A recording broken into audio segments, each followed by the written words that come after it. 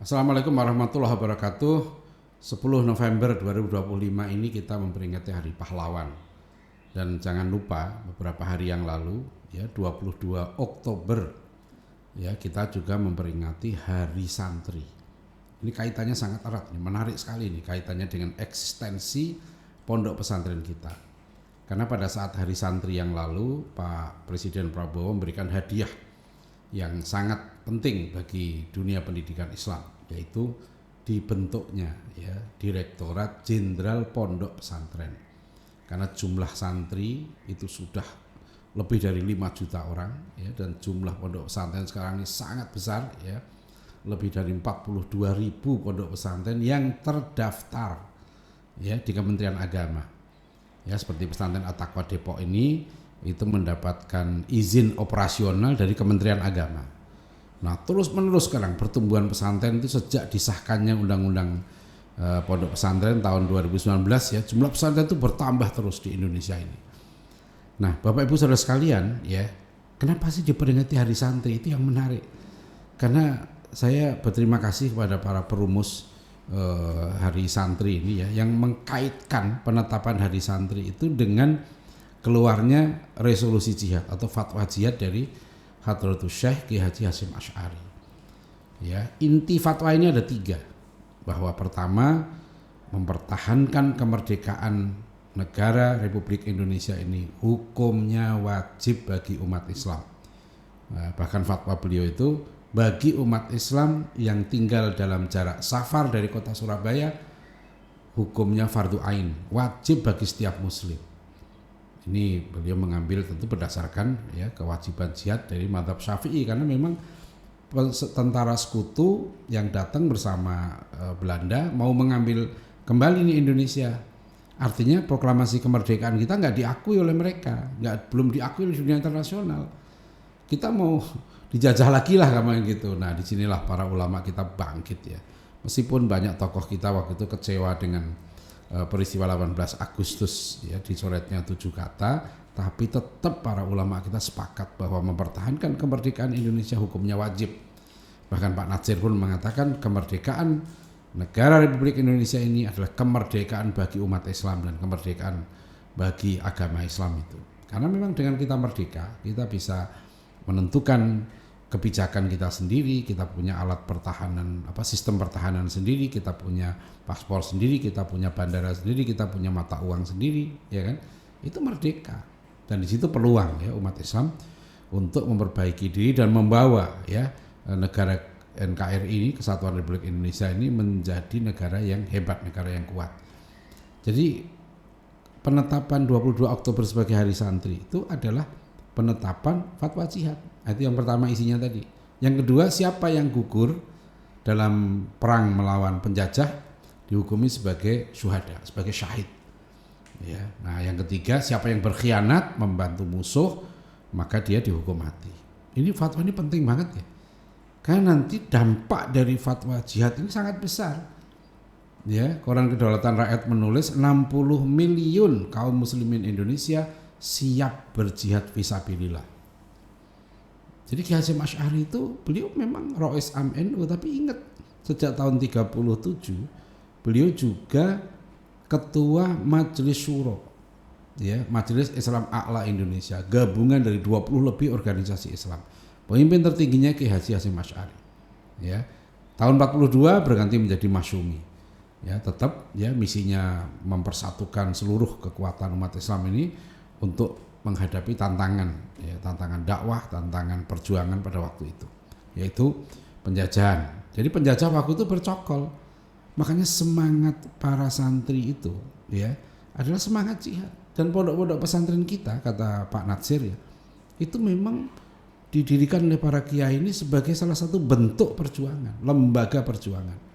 Ya, bahasa Kiai Haji Soleh Iskandar, ulama besar, tokoh Islam di Bogor ya, tokoh nasional juga, karena beliau nanti mendirikan Badan Kerjasama Pondok Pesantren Indonesia. Kiai Haji Soleh Iskandar terkenal nih dengan teorinya bahwa pesantren itu adalah lembaga tafaqquh fiddin dan lembaga iqamatuddin. Pesantren itu adalah lembaga untuk kita memahami agama dengan benar, memahami agama dengan komprehensif, memahami agama dengan adil gitu ya, dengan mendalam, tapi juga ingat pesantren bukan hanya lembaga untuk mengkaji ilmu-ilmu agama, mengkaji ulumuddin, tapi juga lembaga iqamatuddin, lembaga untuk melahirkan para pejuang agama. Nah, itu. Jadi dulu sekalian kalau kita lihat dalam teks fatwa jihad Hasyim Asy'ari itu memang nggak pernah dipisahkan antara memperjuangkan agama dan memperjuangkan negara kita ini, sehingga ulama-ulama kita dulu nggak pernah mendikotomikan antara Islam dengan Indonesia, antara Islam dengan NKRI, enggak. Ya. Tapi juga jangan sampai umat Islam nanti dipaksa ya untuk mengikuti faham-faham yang bertentangan dengan ajaran Islam. Nah, itulah yang diperjuangkan para ulama kita. Nah, jadi dampak dari fatwa jihad ini kan besar sekali. Ya. Ratusan ribu santri, kiai ya dan juga masyarakat terjun ya melawan pasukan terbaik di dunia, yaitu pasukan sekutu. Jadi yang datang ke negeri kita waktu itu akan merampas kembali kemerdekaan kita itu bukan pasukan kaleng-kaleng, itu pasukan terbaik, pasukan pemenang Perang Dunia Kedua. Ya, nah coba ya, saya nggak bayangkan kalau fatwa jihad ini keluar sekarang gitu ya dengan kekuatan yang dahsyat gitu ya, kita sudah menghadapi pesawat tempur, ya kan, menghadapi tank-tank yang canggih. Sedangkan TNI kita dan rakyat kita, para pejuang waktu itu ya, itu dengan senjata yang sangat ala kadarnya. Tapi kan kita nggak gentar. Kenapa? Karena ada jaminan. Ulama menyatakan kalau kamu mati, kamu syahid dan kamu masuk surga. Ya, itu yang menyebabkan para santri ya, masyarakat muslim turun ke jalan mempertahankan kemerdekaan. Maka Bapak Ibu sekalian, ini hari pahlawan tuh di situ. Ya. Kenapa disebut pahlawan gitu ya? Karena orang itu disebut pahlawan bukan karena dia kaya, bukan karena dia cakep, bukan karena dia populer, bukan karena dia punya jabatan tinggi, karena dia berjasa. Karena dia mau mengorbankan apa yang paling dia cintai. Ya. Tentu yang paling tinggi nilainya, yang paling dicintai seorang adalah kehidupannya. Nyawanya itu dia pertaruhkan untuk kemerdekaan ini. Itu maka dia layak disebut pahlawan ya. Jadi orang yang menjadi pahlawan itu adalah orang-orang yang anfa'uhum linnas, yang paling memberikan manfaat sebesar-besarnya bagi manusia. Nah, itulah sebetulnya jati diri pesantren.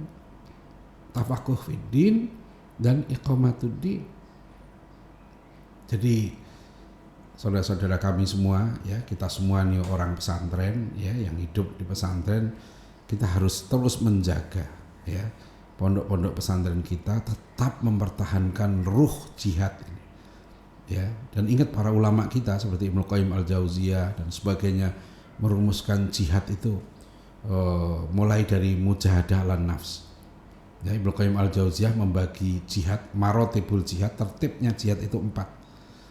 Jihad melawan hawa nafsu, jihad melawan syaitan, jihad melawan kaum kufar, jihad melawan kaum munafikin. Jadi kita nggak bisa berjihad, melakukan jihad qital ya. Kalau musuh datang secara fisik seperti dulu ya, para ulama kita akan membatalkan jihad.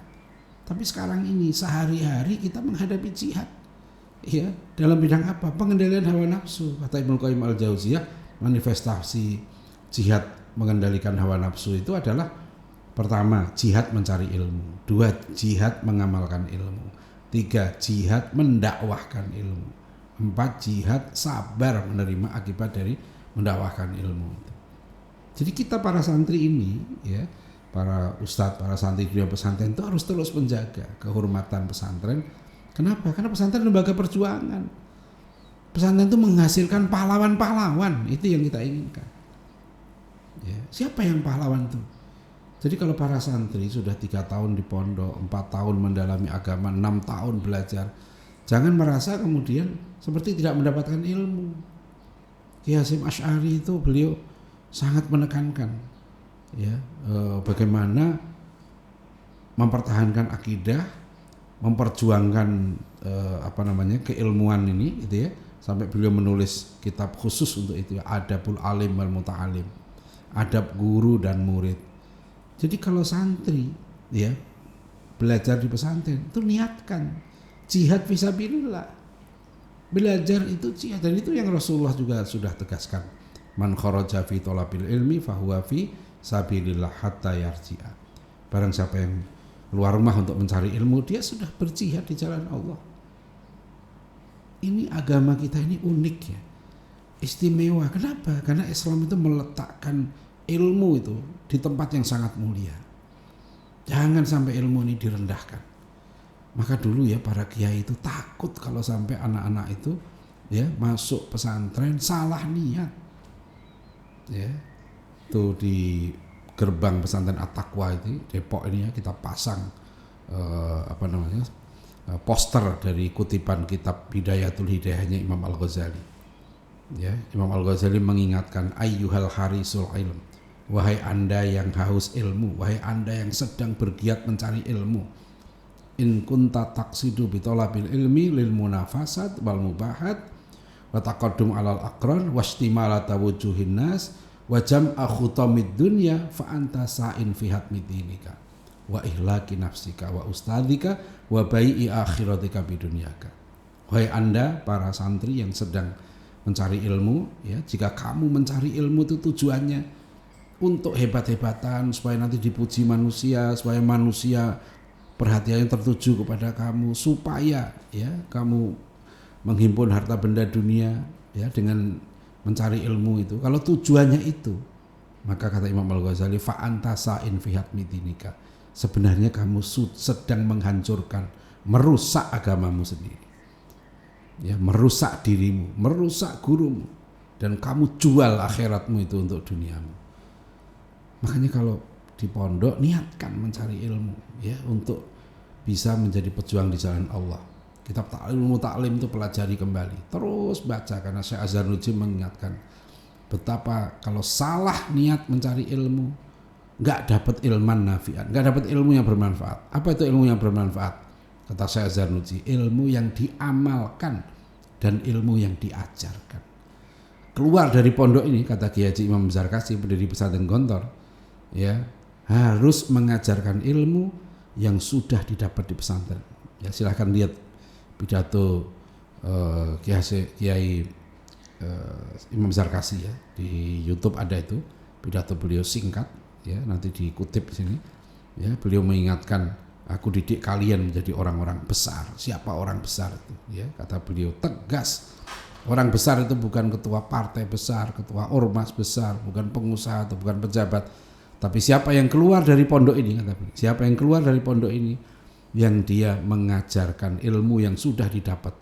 Pergi ke pelosok-pelosok, ke kaki-kaki gunung, ke lereng-lereng gunung, ke pelosok-pelosok, sampai ke kolong jembatan. Itu yang beliau katakan, itu namanya orang besar. Itulah cita-cita santri, itulah eksistensi pesantren. Jadi sebetulnya jati diri pesantren atau makna diri, hakikat pesantren, the nature of pesantren itu adalah pesantren lembaga keilmuan dan lembaga perjuangan.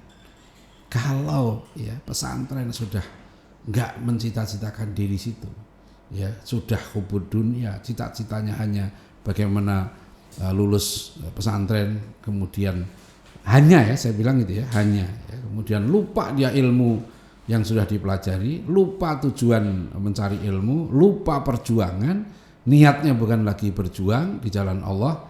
Sebenarnya pesantren itu sudah runtuh, meskipun bangunannya megah, meskipun sarana prasarana pendidikannya lengkap ya, tapi kalau sudah ruhnya, jiwa, cinta ilmu ya, cinta dakwah, berakhlakul karimah itu tidak ada lagi, sebetulnya pesantren sudah runtuh, wassalam. Nah, para pimpinan, para guru dan para santri semua ya di pesantren ya, kita berusaha betul, karena ini tantangannya tidak mudah, ini berat sekali. Kita hidup di zaman sekularisme materialisme yang sangat dominan. Orang yang mulia itu sekarang dianggap ya, orang yang mulia itu yang kaya, yang jadi pejabat, yang populer, yang cantik gitu ya. Tapi orang yang soleh, yang berakhlak mulia, yang berguna bagi sesama, yang ikhlas ya, mengamalkan ilmunya, memperjuangkan ilmunya, mendakwahkan ilmunya, mengajarkan ilmunya di berbagai pelosok, di seluruh lapisan masyarakat. ya seringkali tidak dianggap sebagai mulia. Bahkan aneh, lulus pesantren nggak pengen ngajar, lulus pesantren nggak pengen mendakwahkan ilmunya. Ini aneh, ya rugi dirinya, rugi orang tuanya. Ya, pada para orang tua, kalau kita punya anak di pesantren, niatkan anak kita itu memang dari awal untuk berjuang di jalan Allah. Niatkan mencari ilmu untuk jadi orang baik. Ya, bukan hanya dia pintar, bukan hanya dia nanti bisa jadi apa-apa. Yang penting anak itu nanti menjadi ladang amal kita, sumber amal, akan terus mengalirkan pahala kalau kita sudah menghadap Allah Subhanahu wa taala. Itu yang pesantren, itulah jati diri pesantren dari dulu. Kenapa 22 Oktober diperingati sebagai Hari Santri, 10 November ini diperingati sebagai Hari Pahlawan. Jadi para santri itu pahlawan, orang-orang yang memang mengorbankan dirinya ya untuk tegaknya satu cita-cita yang tinggi, yang mulia. Ya, himmatul aliyah, cita-cita yang tinggi. Untuk apa? Menjadi orang berguna. Dan orang yang paling berguna bagi manusia itu siapa? Para nabi. Apa pekerjaan para nabi itu? Tabligh, ya, berdakwah, memperjuangkan tegaknya kebenaran.